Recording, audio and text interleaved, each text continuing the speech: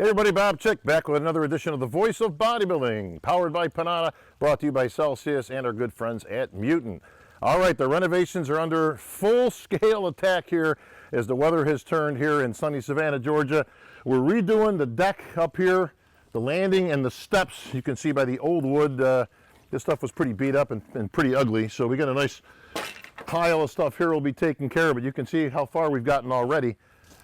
If you want to take a look up here, you can see where the good stuff is. That's our work, of course, and where we left off. So we got to go get more materials. When I say we, it's my good buddy Joey from next door. What's up, Joey? Hey, good morning, Bob. Funny you should be here. Exactly, since I live next door. Did it take you a while to get here, my friend? About 2 minutes. There you go. All right. Well, good to have a neighbor who likes to train and do construction. So, Joey, we got to get some more materials. We have run out, my friend. I agree. You can see by all your cuts here yesterday what we're working with. Yep. So we got the brand new Trex board. For those in the construction stuff, you know exactly what I'm talking about. Primo stuff, Joey, but not the cheapest stuff I've ever worked with, but until I make the big buck. Yeah. But, and then we got some of this fine backer board here, which actually is a composite. So none of this stuff is going to be rotting away anytime soon. No. But off to Lowe's we go. We're going to get some supplies. We need a little bit more Trex to finish off this base. But we got to get more stuff, Joey, because we're going to be going around to the front of the house. But first, off to Lowe's.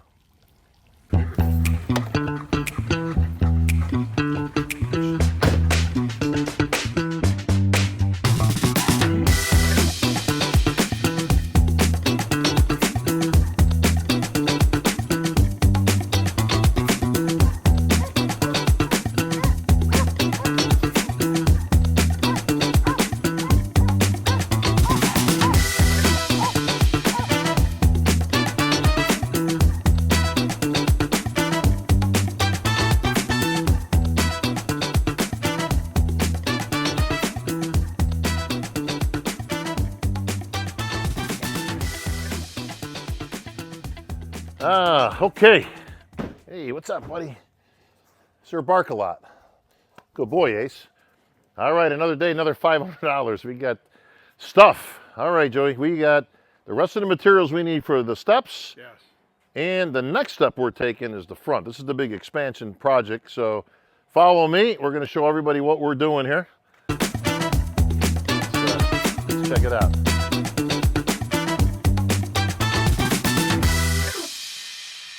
All right, welcome to the front of the house. This is the next big deal for us, Joey. Ready? Right. Panada equipment's coming in just a few weeks. We don't have enough room. This stuff takes up a whole lot of real estate, but we're not saying no.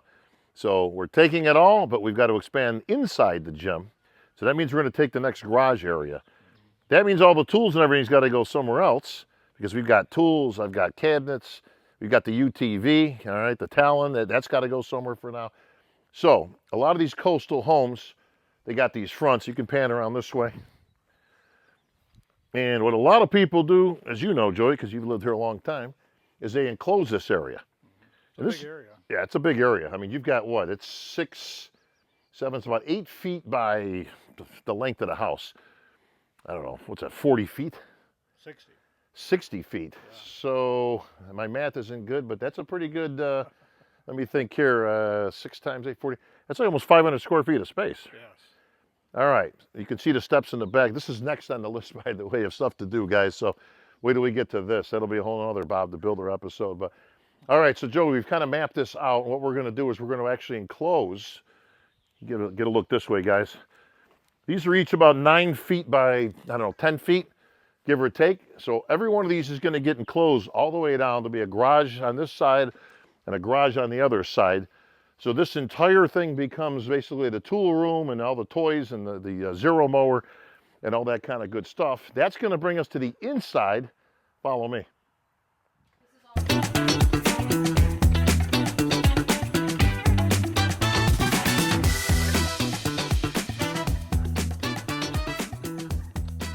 All right.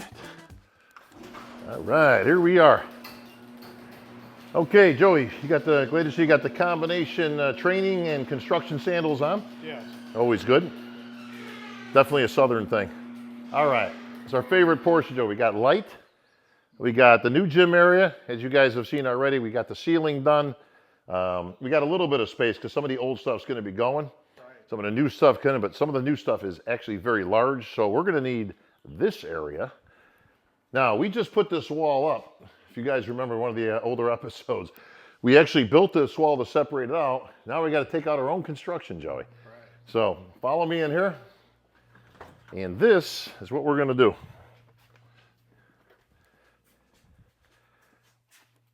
Okay, so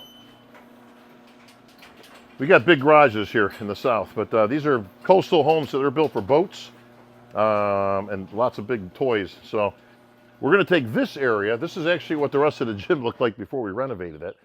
So as you can see, it's your basic tool room. I still got a lot of my bodybuilding stuff down here. This has all got to be put in shelves, Joey. We're actually going to construct some shelves in the lounge, and that's going to contain all the collection of old bodybuilding magazines, memorabilia, stuff like that. Right. So everything that you guys see in here, the ATV, the tools, the cabinets, everything, all of this stuff's going to go outside, Joey, in our new area that we're going to enclose in, and that's going to bring this available for the gym.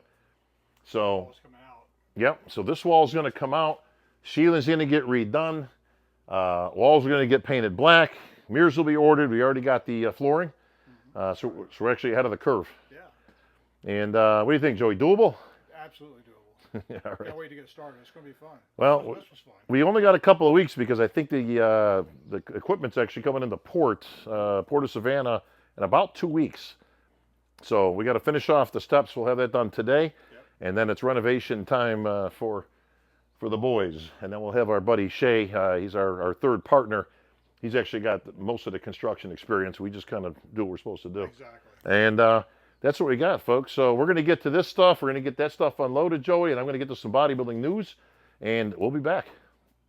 All right, so everybody's up to date on all the construction plans. Looking forward to that as it's one of my passions. So we get to expand the gym, get myself a brand new work area. And right now we're in the lounge. You guys remember the famous lounge we're putting together. We need a little bit better lighting and a fan in here, that's for sure. But got some pumping iron out here, as you can see. That runs 24/7 here at Bob's Gym. And we got Ace the dog. What's up, buddy? All right, he's a good boy. All right, so I promised you guys some Q&A, so we have some of that here today. Great questions, guys. Always keep those coming. I'd love to be able to answer all your questions about the bodybuilding industry. First and foremost, congratulations, Martin Fitzwater, winner of last week's Detroit Pro, earns his ticket to the 60th anniversary of the Mr. Olympia competition. Wasn't a big show, but a big shout out to Fuad and his crew for doing a great job on the Detroit Pro. And we'll see Martin. Actually, he's not letting down. He's going to be at the New York Pro. I applaud that move as we covered just the other night on Olympia TV with my buddy Sugar Sean Ray and Tarek El Gindi. So Martin's not stopping anytime soon. Good for him. And I'd like to see a lot of you other guys out there on the circuit as well. All right, here's some Q&A from my Instagram account. Any news about the Masters Olympia this year? Thank you. There is no Masters Olympia this year. Real easy answer. The speculation was that they were going to do this once every other year. Whether that continues or not, I have no idea. I've got my own personal thoughts on that, but we will see what goes on. But yeah, there were no plans for any Masters Olympia in 2024. Comments about FIBO. What can you say about FIBO, man? It was huge. The Panada booth was huge. Saw a lot of my buddies from overseas, a lot of the industry people. Anybody was at FIBO. We had Phil Heath, Ronnie Coleman, and a lot of the greats, Maureen Blanquisco, Miss Olympia, at our booth. So business was booming, man. Thousands and thousands of people at FIBO. Rimini, Italy is coming up in just about 4 or 5 weeks. And that's that's as big as FIBO. For those who have never been to Rimini, the Rimini Fitness Festival, I believe they call it, Wellness Festival, huge event. And again, businesses from all over the country there, and of course, anywhere even surrounding. If you're in the world, you're at FIBO and you're at Rimini. Hello, Bob. In your guesstimate, do you think that Mr. Olympia might be ever consider have any interest in being in Dubai? Well, not right now. Probably not the best time in Dubai. Is they're under about this much water. Last time I seen, you got some crazy stuff going on in the world for weather these days. But for business, I can absolutely see the Olympia expanding out of the country. I would have no opposition to it, much like the Super Bowl, the World Series, the NBA Finals. They're all in a different country every year. I don't see any reason why the Olympia couldn't do the same. It's a brand new Celsius they just sent me. Gotta love the vibe. So let's see. Hey, Bob, my question is Big Ramy done and dusted? Or can he come back this year and next and reclaim the Mr. O title? Well, famously, I got in a whole bunch of heat before when I possibly suggested that Big Ramy might want to take a year off and kind of recharge his batteries and fix some issues that he had going on with his physique. He ended up doing just that. I thought it was a great move. We're going to see. We're going to get a preview. I am actually told that Big Ramy will be in Pittsburgh this year as a guest poser with the other best in the world guys that Jim always brings in. So you're going to get a real good look, and we're going to find out. Now, granted, not everybody's in contest shape. I think Nick Walker will probably be in the best shape as he's getting ready for the New York Pro Steve Weinberger show. But you can see what you got to see. Does he have any more gas in the tank? I think he can still be competitive. I don't know if he can win another Olympia title at this point. But hey, he's got two to his credit in his name, and his name is huge all over the world, especially in Egypt. So I would look for Ramy to make one more run, and I think he'll be done after that. Just my own 2 cents. I think he'd be formidable, but I think you're going to see pretty much what we saw at the last Olympia and the Arnold. Would you put Hottie's legs in the top 5 of all time? You know, you can make a case for that. He was definitely, I mean, clearly Tom Platz, Paul DeMeo, Quadzilla, Phil Hill back in his day, for those that know the bodybuilding history. Listen, there's a lot of guys on that list, but I would think you got to consider, you got to consider Jay Cutler's quad stomp, right? When you talk about some of the best legs in the world. So I tell you what, he's very complete, and he's in the prime of his career right now. He's going to make a run for that title up against Derek Lunsford, and we're going to get a preview of that at Jim Mannion's show. Don't forget, everybody, remember, it was just a year ago that all the noise surrounding Derek Lunsford happened, and that was from that Pittsburgh Pro guest posing. He wasn't even supposed to be there. Big Ramy didn't end up coming. Derek Lunsford took his spot on stage, and a star was born. Next thing you know, he's your current and reigning Olympia champ. Okay, here we go. I know you get loads of questions, and I'm aware there's a wheelchair class at the Olympia. I was wondering if you guys can make that class for mixed disabilities. I would never rule that out. Now, again, we're probably not talking at the Olympia. I think we're pretty full right now at the Inn. There is an adaptive division I have seen that's out there for people with various disabilities and other things that afflict them. But I hate to say this, but there's just not enough of those people out there to really make it where it's conducive for, not even just business. I mean, not everything has a clear ROI on it, or not even the intention. There's just not a lot of numbers. Even the wheelchair division. And a big hats off to Nick, my buddy Nick the Beast Scott out there, who was the wheelchair chairman, done a great job over these years. But there just isn't enough numbers to really substantiate having another adaptive division. The wheelchair is doing okay, but there's some shows you only literally get a few guys. Travel's difficult. There's only so many of these guys and girls in the world. So I'm not sure you would see that. You might see it pop up regionally. Promoters are free to put whatever they want in there as long as it adheres to the NPC and the IFBB guidelines. But it's very difficult when people have to put a lot of money, time, and effort into promoting a show, only to have 2 or 3 athletes show up, and sometimes not even that. We've got divisions now that don't do very well in terms of overall numbers. So just given that, I wouldn't look for that at the Olympia anytime soon. Okay, shooting over to Facebook. Doing this in real time, folks. Okay, we got some questions here. And we have. All right, so half the questions are from my buddies who, they're all inside jokes, but let's see. Here we go. Good buddy Carl DeVries, he's been around for some time. Hey, Bob, my question is, how do you think Barry DeMay would have placed in the 1989 Mr. Olympia had he not suffered a terrible pec tear, considering he was coming off an amazing 3rd place finish at the 88 Mr. O? Barry DeMay was one of the greats, and he was certainly in contention. It's a shame that he did tear his pec, because it pretty much took him out of contention. How do I think he would have placed in the 89 Mr. Olympia?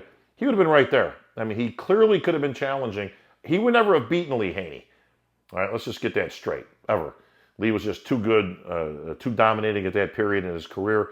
But DeMay, listen, if you can be third place, in a few Mr. Olympias, you are certainly in the running. But what a shame. And, it reminds me of one thing for training, everybody. You guys out there, I've been preaching this for years. I took heat for it years ago. I wrote articles about it. The bench press is a useless exercise. Don't ever do it. It's not worth it. I know everybody asks the big question, what do you bench? But if you're going to tear a pec, and if there's 1,000 guys that I know who have torn pecs over the years, 999 of them tore it on a bench press. Okay? There's reasons for that. All right? The bench press is not conducive to building a big chest. There's great machines out there, not just Panada stuff, because not everybody has access to them, but there's great machines which are ergonomically correct to your grip. It's not straight, and it's not a straight bar, which is going to put that stress on that pec major, pec minor area, and boom, that's where you're going to tear it. Don't do it, guys. There's 1,000 exercises you can do for chest that don't include a straight bar and don't include the bench press. So you heard it here first. Just do your research, guys. Look up anybody that you know has got a pec tear, or just ask him at the gym. And I'll 99 to 100 bench press. So Barry would have been in contention, but unfortunately that did happen. I got some well-wishers here. Pete Pringle. Hey, Bob, my question is, how do you think Gary Stridham would have done had he stayed with the IFBB? Thought he looked amazing in 91 with the WBF. Yes, he did. I really think he would have done some serious damage had he stayed in the IFBB and what could have been after Lee Haney retired. Well, here's the problem with Gary. And I'm good friends with Gary, but Gary early on in his career was definitely a force to be contended with, and we all thought he might emerge as a serious contender to Lee Haney's streak. However, when Gary turns around to the back, that's where it all goes away. Gary always had an issue, kind of like Paul Dillette, in bringing his lats out and opening up the back shot. You always hear that from coaches. You had to open it up. He had a very difficult time. He would have a tendency to pinch his shoulder blades. And the problem is, if Lee had he was very balanced, as everybody knows, but Lee's strong point was his chest and his back in particular. It was Lee Haney. He didn't coin it, but the phrase was coined during Lee Haney's area that Olympias are won from the back. That's where that came from. So I don't know how Gary would have fared. He would have done okay, but he would have had a very difficult time from the back, especially when Dorian came around, because we all know how that fared for everybody. Talk about dominating from the back. Dorian was the king of the back during his time. So I love Gary. This stuff from the front, can't beat him. Every front shot. I mean, his WBF days were his best, and unfortunately, he wasn't there with the best of the IFBB during that era. Look, you can't blame the guy. I mean, the WBF gave him an offer he couldn't refuse.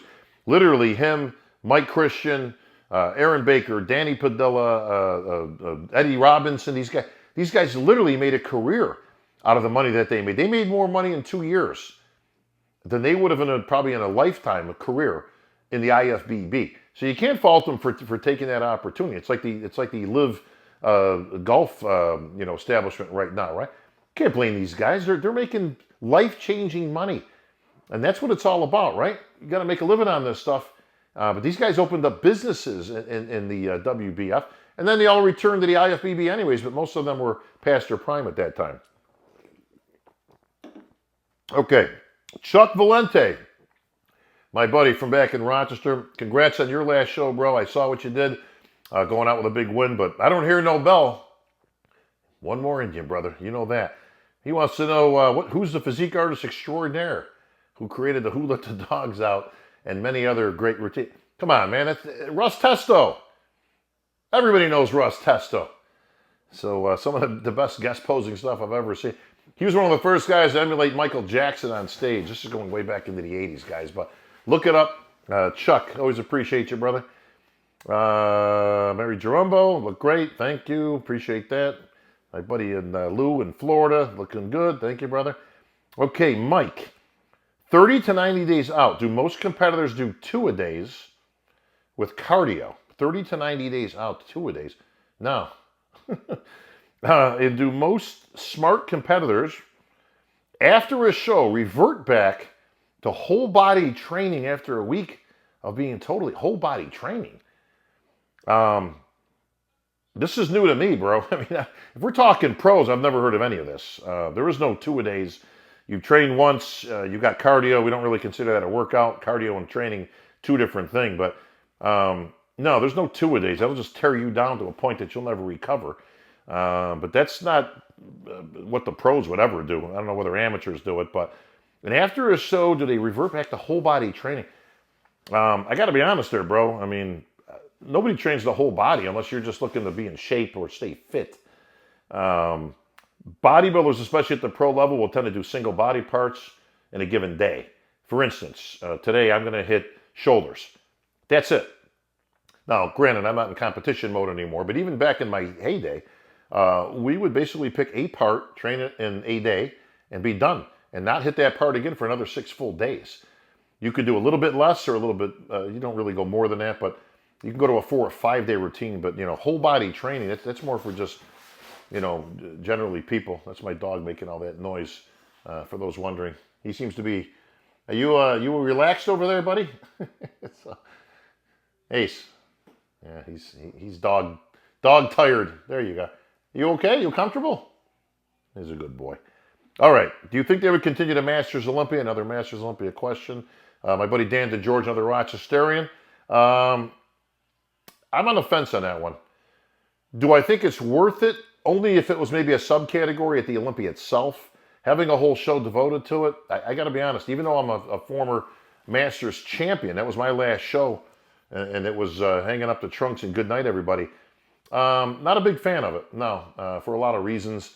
I don't think we should be giving incentive to, 50, 60-year-old guys to hop back on the sauce and beat themselves up in the gym or to try to fulfill a goal that they could never fulfill during their time in the sun. So I'm a little on the fence when it comes to the Masters, stuff like that. Great for NPC. I think it gives people a good reason to stay in shape, compete, see what they can do on stage. But everybody knows my stances on those. I'm not big on Masters Pro cards. I think I would just keep those into a Masters category, not have them be able to go into the Open. But that's me. So great questions, guys. I welcome them all week long. And that's going to do it for another edition of The Voice of Bodybuilding. Back next week, and we're going to see how the renovations are coming along. And hopefully an update on the equipment. We're just weeks away, everybody. So we'll catch you in just a few.